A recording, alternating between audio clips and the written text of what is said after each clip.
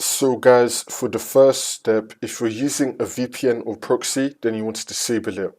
For the next step, you want to go to search and type in view network connections. Click on it. And now once you're on this, you want to find your network adapter, double click on it, and then click on properties, and then click on Internet Protocol version 4. Make sure that you have obtain an IP address automatically selected, and now under it, you want to select obtain DNS server address automatically as well. So you want to keep this on the default options and then click on OK.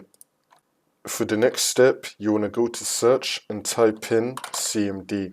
Now you want to run it as administrator, and then click on yes.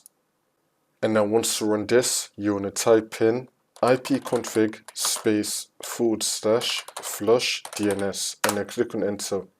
And now you want to type in netsh space winsock space reset, and then click on enter again.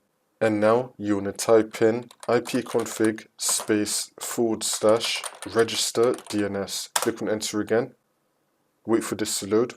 Next, you want to type in ipconfig space /release. Click on enter. Now you want to type in ipconfig space /renew. Click on enter again. For the last step, you want to restart your computer, and then the problem should be fixed.